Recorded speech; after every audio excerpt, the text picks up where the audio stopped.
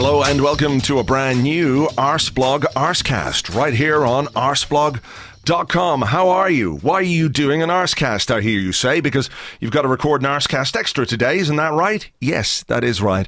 I am recording an Arsecast Extra with James this afternoon, but as a special bonus podcast edition, now that I'm back in Ireland and back into the swing of things, I thought I'd find out a bit more about our new signing, Dani Ceballos. He joined from Real Madrid last week on a season-long loan, so we're going to talk about him primarily in this podcast. My voice, as you can hear, is still a bit croaky. I'm jet lagged. I don't really know what day it is, what time it is, or anything else. However, let's do it. Let's find out about Dani Ceballos. And with me to discuss that is the editor of Football España and also the author of a brand new book coming out next month called The Frying Pan of Spain, Seville versus Real Betis. Real Betis is the club at which Dani Ceballos started his career. I'm delighted to welcome back to the show Colin Miller. Hi, Colin. Hi, Andrew. Thanks for having me on. My pleasure. Let's talk first a bit about Dani Ceballos and his career progression. Interestingly, he's been on the books of both Sevilla and Real Betis, something that is of great interest to you because you've got a book coming out about that. We'll talk about it in a little bit. But as a player, how has his career progressed? Yeah, as you said, Ceballos actually started out his career in the Sevilla youth system, but he had some health problems early on as a child, and he ended up dropping out, and then he was picked up by Real Betis across town, and it was really at Betis where his potential was fully realised. You know, he skipped the traditional route of progressing through the club's B team. He was elevated straight into the first team squad due to his obvious talent. Really, he quickly established himself as a star of the club, even though he was still only 19 or 20 years old. And he was a star for the Spanish under-21 team as well. And it was really within that context that Real Madrid signed him in 2017. They triggered his release clause, which was around about 16 million euros, which was seen as an absolute bargain. It was a little bit contentious at Betis because they thought that he was going to renew his contract there and pretty essentially double the clause that he had, but he didn't. He ended up going to Madrid. And probably from that point on, I suppose most people are probably going to be slightly more familiar with his career, although it has arguably stalled a little bit in the past two seasons due to lack of first team opportunity, and that's probably what has really fueled this loan move. Yeah, so I mean, can we look into why exactly it is that Zinedine Zidane has decided that Ceballos is a player he can do without for next season? Obviously, Madrid have made a lot of signings so far this summer. There was talk that they would be willing to do a permanent deal to see him leave for around 50 million euros. That, I think, is out of Arsenal's price bracket, certainly this summer when they're looking to spend their money elsewhere. But, you know, is there something about him that didn't necessarily convince Zidane? He played fairly frequently last season, but of course it was a really poor campaign for Madrid overall. Yeah, I mean, when you look at the two seasons that Ceballos has had, you know, he's only started 17 league games out of a possible 76. So that really shows just how tough he's found it. And actually, the majority of those league starts were under both Julian Lopetegui and then Santiago Solari. So the sort of return of Zidane in March certainly didn't help his case. And let's establish this. I mean, Ceballos is a raw diamond of a player. You know, we're talking about a genuine potential superstar. He has all the qualities, all the assets, all the natural talent to really make it at the very top level. And I think that if he applies himself properly, he's certainly the future of Spain's midfield at international level, and he certainly has the potential to be that for any club side in the world that he wants it to be. Now, I mean, we sort of spoke about his stardom at under 21 level. It was, you know, he was named player of the tournament at the Euros in 2017. That was sort of just before his move to Madrid, and again he started this summer. But like the move to Madrid, we're obviously using the benefit of hindsight here, but it was a clear error of judgment, because when you look at the situation that was at Madrid, there's a lot of deep-rooted problems whereby you've got guys like Luka Modric, Toni Kroos and Casemiro who are holding those three midfield positions, and in those three players, Zinedine Zidane has complete and unwavering trust. You know, they're the guys that he can rely on, just as with Marcelo, as Sergio Ramos, Karim Benzema, Dani Carvajal. These are the guys who essentially won 3 successive European Cups for him. You know, he has complete trust in them. Yeah. And at Madrid, these situations are there's always an element of political power play going on, as it were. You know, in Ceballos, he's viewed very favourably by the club's president, Florentino Perez. And this is similar in a way to the Gareth Bale situation, whereas Zidane probably looks at those two players.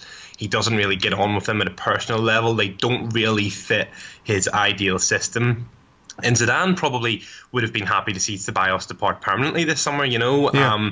But Perez and the club, they stood firm. And I think that unlike the Bale situation, the fans definitely back Ceballos here. And just finally, I mean, this has probably led to a situation whereby, you know, Ceballos hasn't been getting a fair crack of the whip at Madrid. He's become frustrated. He's made a few comments in the press which were probably a bit critical of his situation. They irritated Zidane a wee bit more, and the opportunities he's been given in the first team, he's almost looked a little bit too keen to impress. You know, he's always looked like he really wanted to make his mark. I think that's probably a little bit of an indicator that he still lacks a little bit of self-discipline, which is probably as well his biggest criticism at the moment. But I mean, bear in mind, this guy's only 22 years old. You know, he's a guy. He's from Andalusia. You know, and as I write about in my book and everything else, I mean, this is an area which is very passionate. And Ceballos is very passionate. He's a fiery player. You know, he wears his heart on his sleeve, and I think he's got plenty of attributes that Arsenal fans are going to love. Yeah. So I mean, when we talk about what he might bring to the team and what he might contribute to the Premier League, you know, from a loan point of view, he's either going out on loan to really impress Real Madrid to get a place back there, or it becomes a shop window kind of loan for him. So sometimes you see a player go on loan and you wonder, you know, do they have what it takes? Are the reasons for this loan sufficient? Is he just going to play because he just wants to play? But for Ceballos at 22 years of age, this is a key point in his career, isn't it? Where it's either going to get him, back into the Madrid side, or make the powers that be at Madrid think, okay, he does have a future here, or drive real interest in him, whether it's from Arsenal, if he likes it at Arsenal, or in the Premier League, or other clubs across Europe. So the motivation factor for him is very high. Yeah, no, absolutely, and I think this is a move which I must confess took me a little bit by surprise. Not the fact that Madrid were prepared to loan him out, even though I think that's a mistake on the part of the club. I think it's a move that's going to hurt them next season. But the reason I was a bit surprised was that, you know, was mentioned Ceballos. He's from Andalusia, and I think Andalusian players probably appear to struggle a little bit disproportionately when going abroad compared to some others.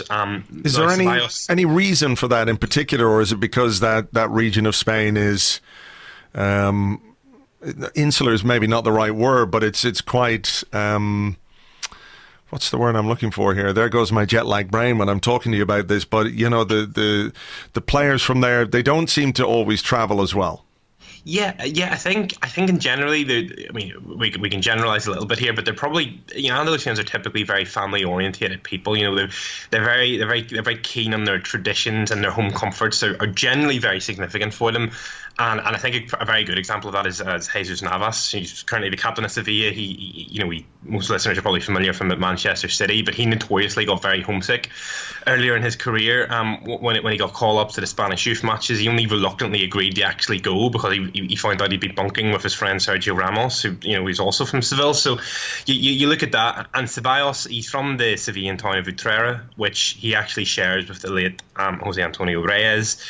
And that's just outside the city of Seville. It has a population of just 50,000. So whenever Ceballos was going up, Reyes was an idol for him, essentially. And Ceballos spoke to Reyes' dad before he joined Arsenal. You know, he said about how he was ensured that this is the right club for him. You know, this was going to be a club where he was looked after, where he's going to be afforded the conditions in which he could thrive. And I think ultimately, the most important thing as well is that Unai Emery's there. You know, Unai's going to help him, and he's also said that, you know, he's going to be able to promise him 40 or more matches within the season. You know, and whenever you factor in Europa League football, Ceballos is going to be a player who who, if he avoids injury, is going to be a regular in the team, and that's definitely going to help with any sort of adaptation process. He's not going to be somebody who's sidelined or who's on the fringes should all go to plan. Yeah. And there's also already a Spanish contingent of players at the club, and I don't think that was necessarily the case when Reyes came in 16 years previously. So those things are going to help. I think ultimately you have to look at this. This is a brave move for Ceballos. It's somewhat of a statement from Arsenal, even though this is just certainly initially a short-term move, because there's no question over Ceballos' ability, his potential. And I think it would have been easy for Ceballos to move back to Betis this summer or to move back to Seville this summer, because there was interest in him from both those clubs. It could have been easy for him to stay in Spain to prove what he can show to those clubs, to Madrid and the Spanish press, but he's decided to take this plunge and to go abroad, and I think he's to be applauded for that. I don't think it was an easy decision for him, but I think it was a brave one. And I mean, it's very hard to tell just how this is going to affect long term. I mean, if he stars for Arsenal this season, what Madrid are going to think, is Zidane still going to be at Madrid? All these factors are going to come into play, but I think Arsenal have certainly got themselves an absolutely exceptional talent. All right. Well, I mean, the fact that there is a Spanish contingent, Hector Bellerin, Nacho Monreal, of course, and the coaching staff, along with Unai Emery, will definitely help his adaptation. So let's talk a little bit about what kind of a player he is, because if you look at him from a pure numbers point of view, he hasn't played a great deal for Real Madrid, but over the course of something like, I think, 100 La Liga games, he has 7 goals and 4 assists, which is not really that great if you're looking for him to be a player to perhaps fill something of the gap that Aaron Ramsey has left since his departure to Juventus. You talked about untapped potential, or having the potential to be a really good player. Is that a part of his game that has yet to be fully developed, or is he a different kind of a player? Is he somebody who will link more between the defence and the attacking side of the game? What are his best qualities, and what can and should Arsenal fans expect him to contribute?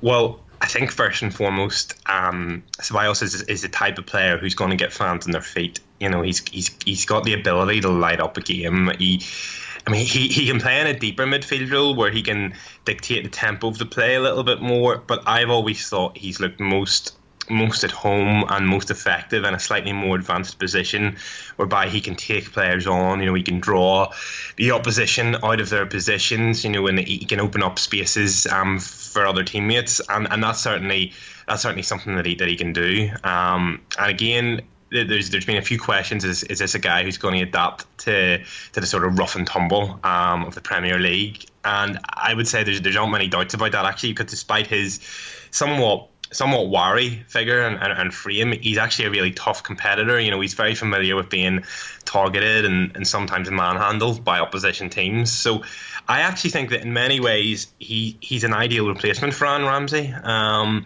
think he's definitely got the natural talent, and whilst his numbers in terms of goals and assist output might not be the most obvious, I'm not necessarily sure that that's exactly what he contributes. I think what he does is more he generates the moves that then lead to goals and that lead to the game opening up slightly. And I think that there's a little bit of a question mark over consistency, but that's naturally going to be there if he hasn't been getting first team football. I don't see a reason why he cannot star in the Premier League and immediately become one of its most highly rated midfield players. And again, he's somebody that can play in a number of midfield positions, and I think that's just a natural strength of his, and I think that's something that fans are going to see over the course of the season.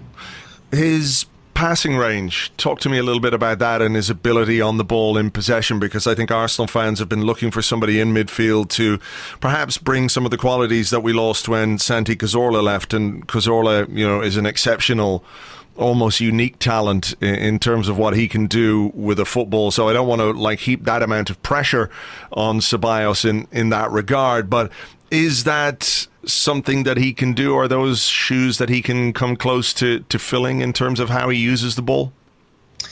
Yeah, I think there's probably a slight difference in terms of, because Cazorla was obviously a player who was absolutely magnificent in terms of he was a magician on the ball. He was an excellent technician, very technically gifted, and I think Ceballos encompasses encompasses those qualities too. Although I think his style of play is a little bit different. Cazorla was somebody who very much whenever he got the ball was very calm in possession. You know, he could slow things down and speed things up, and sort of dictate the game in that sense. And whilst Ceballos does that, I think Ceballos is also more of a player who enjoys.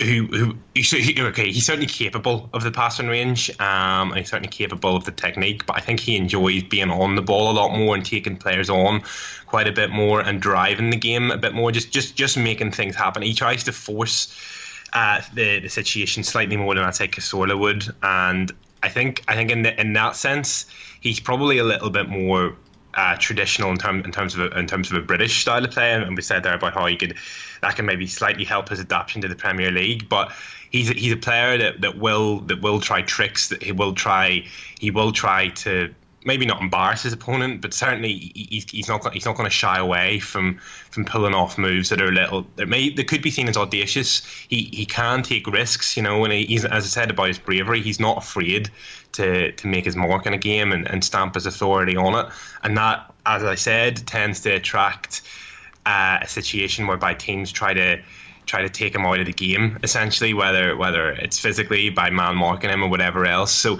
he's somebody that makes the opposition team think, and he's somebody that makes the opposition team change their plans.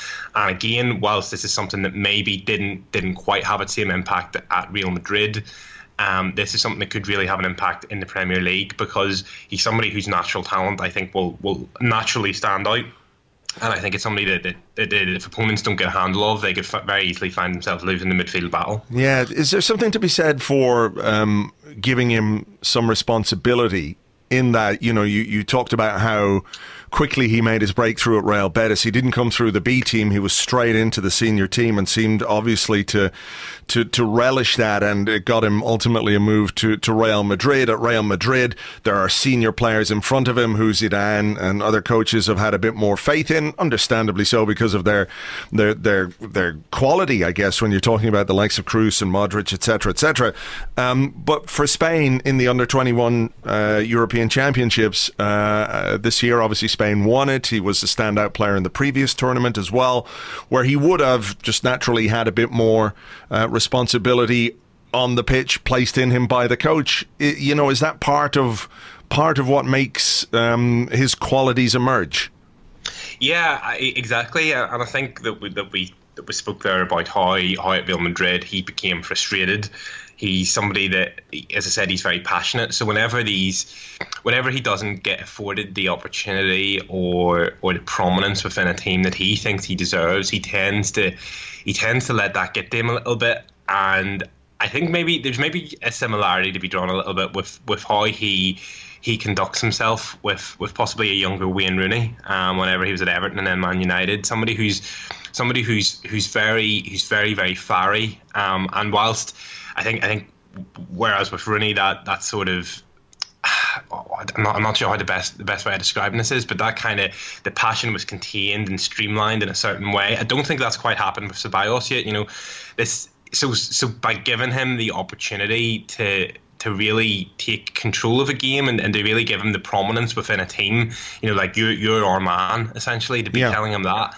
I think that could add that extra little bit of maturity that he probably does need.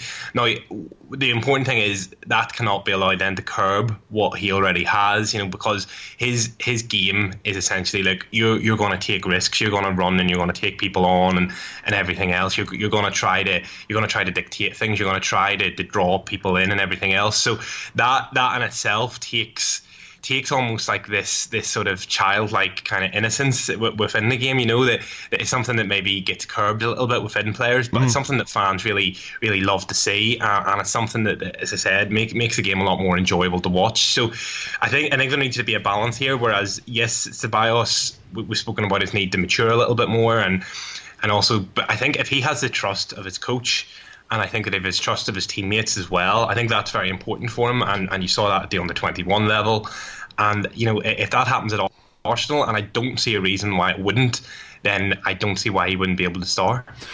A few people have raised the issue of his character, and you talk about him not being intimidated on the pitch. There's a sort of a social media history which doesn't necessarily reflect that well on him, where he talked about, blowing up a stadium, and, he told Catalans to get out of the country, and, this would never have happened under Franco. I think how is that sort of thing viewed in Spain now? Is it put down to youthful indiscretion, lack of maturity? Is it something that he has? Is it something he's learned from? I don't think those tweets are available, but he made reference to the size of Iker Casillas's manhood and what have you. 18-year-olds often say things that are a bit stupid and that they come to regret. But he's going to be working with a Basque coach, for example. That doesn't seem to have put Unai Emery off. But is there some worry about that side of him, or is that something that he looks to have matured from?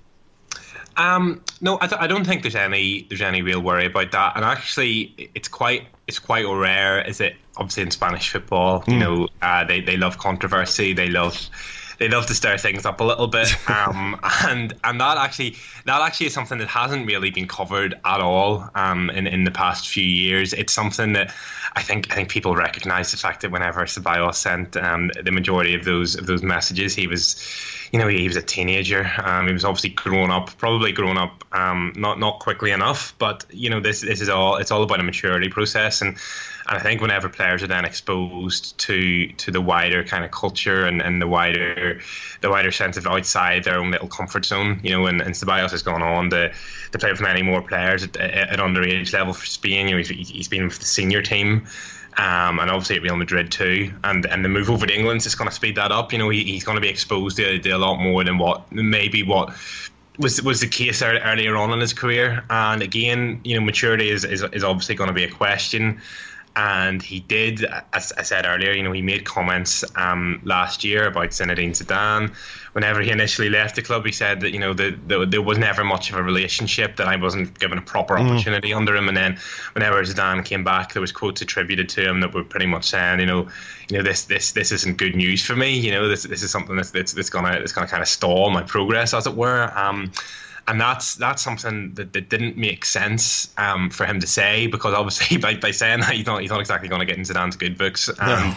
And by going to the press, that's obviously a mistake. It shows a lack of maturity. It shows a lack of awareness of what he needs to do to really knuckle down and impress in his own way. And I think that, listen, his situation at Madrid was unfair, but he should not have been going off and saying things like that. It shows that he probably hasn't been very well advised in his career. But listen, in terms of those sorts of comments, it certainly hasn't been anything that's come up publicly in the past few years. He appears really to have learned on that side of things, at least. Mm-hmm. And again, he's still only 22 years old, but I think this is a guy who's probably going to grow up a lot in the next season too, and being away from home is only going to accelerate that. Yeah, well, look, if there's a communications team in the world that will ensure he doesn't say anything controversial in the next 12 months, it's the Arsenal one. Just finally on Ceballos, how is the news of his transfer being received in Spain? Is it being viewed as a real opportunity for him, or kind of a step down, even though, regardless of where you go, very few places, have the kind of history and prestige as Real Madrid. So how is it being viewed in the press there?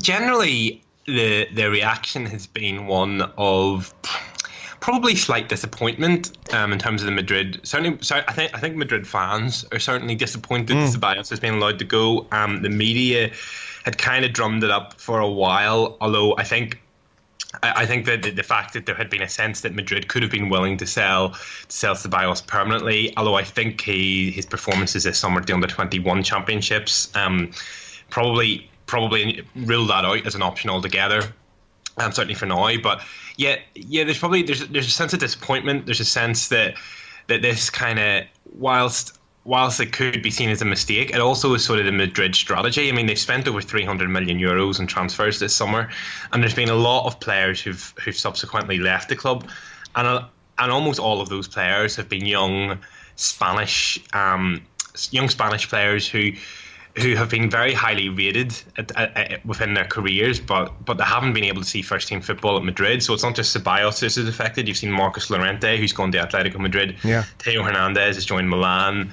Raul de Tomas has gone to Benfica, and there's been a host of others who've gone too.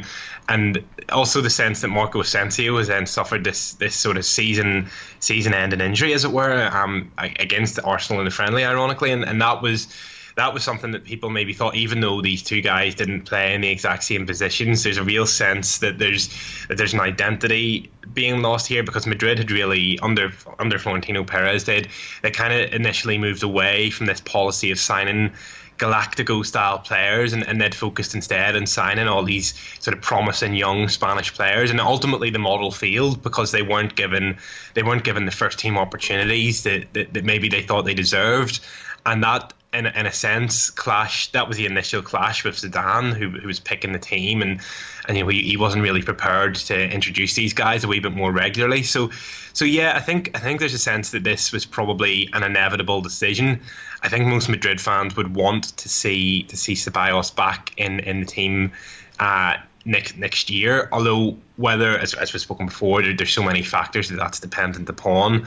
But yet, this is, again, it just is worth stressing just how much potential this guy has. And I think of all the players to leave Madrid this summer, I would probably go as far as saying that he is the standout candidate. I still cannot see why I don't know why he's not being called upon for first team duties at Madrid next season, especially with the form of their current midfielders. And as I said, I really do think this is a very, very, very impressive deal from Arsenal. It's a statement signing, and it could be the difference next season between a top 3, a top 4 spot, and again missing out. So yeah, I think Madrid fans and the Madrid media recognise that too, but there's a sense that this was very much an inevitable situation from their end. All right. Well, look, it sounds very promising from an Arsenal point of view, because there are places up for grabs in that midfield, and certainly if a player of his character and potential can really kick on and develop his game, it can only be a good thing for Arsenal.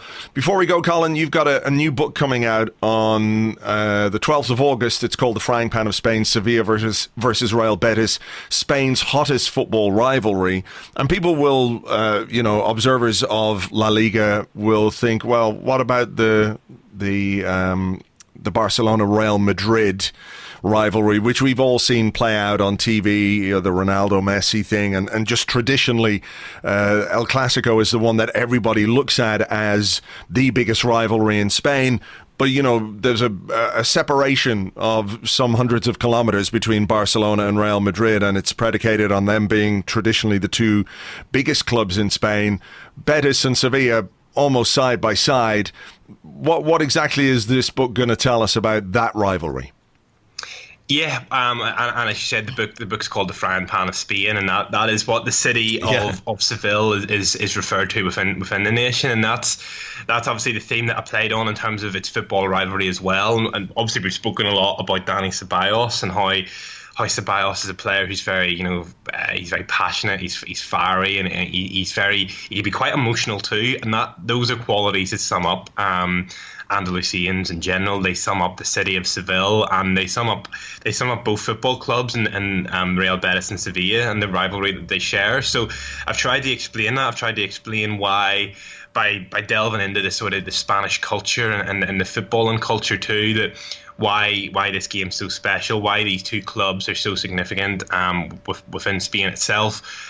And I think that when people are very, very familiar with Sevilla over the past decade, obviously winning the 5 Europa League titles, which is unprecedented in European football.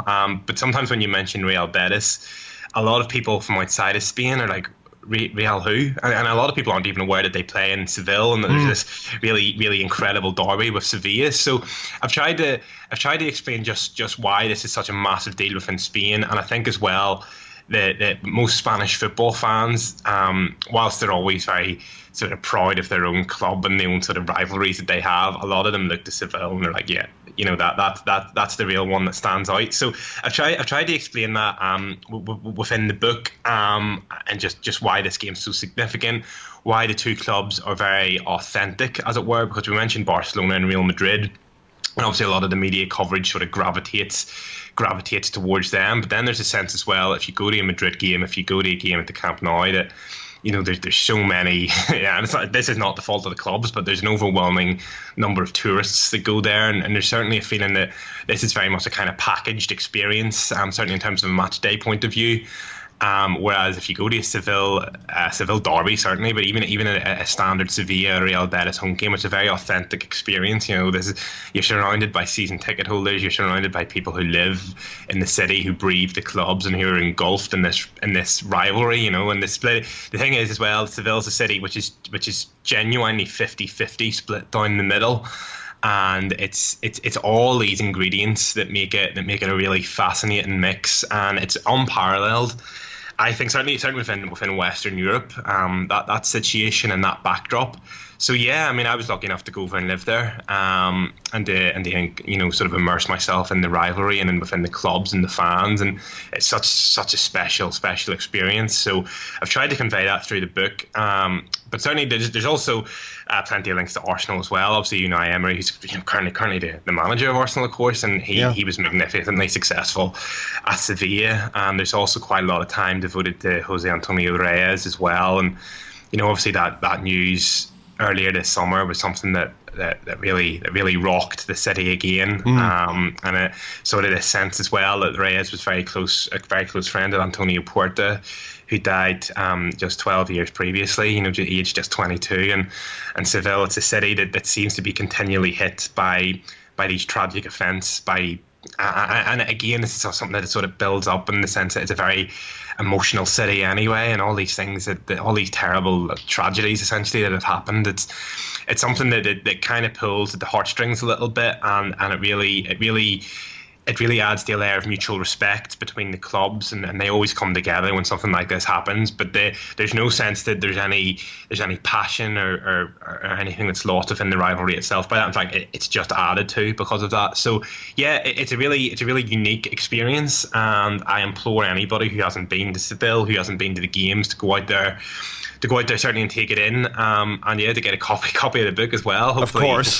Hopefully people enjoy it, and hopefully it does it justice, because it's something that I've devoted a lot of time to, and it's a very special occasion. All right, well, it really is an amazing city. If you've never been, you really should try and get there. And if you can get there for a derby, and you can get yourself a ticket, more to the point, make sure that happens. It's published by Pitch Publishing Limited. It's available on the 12th of August. It's called The Frying Pan of Spain: Sevilla versus Real Betis, Spain's hottest football rivalry. Best of luck with the book, Colin, and thank you very much indeed for giving us the background on Dani Ceballos. Thanks so much for having me on, Andrew. That was Colin Miller. You can follow him on Twitter at Miller_Colin. That is at Miller_Colin. And the book, you can pick that up when it comes out in August. Sounds like a cracker. Something to add to, I'm sure, your already extensive football reading list. Right, I'm going to leave it there. This afternoon, I will be recording an Arsecast Extra with James. That'll be available probably around 5 p.m. UK time. In the meantime, take it easy. Thanks as ever for listening. Catch you on the next one. Until then, cheers. Bye-bye.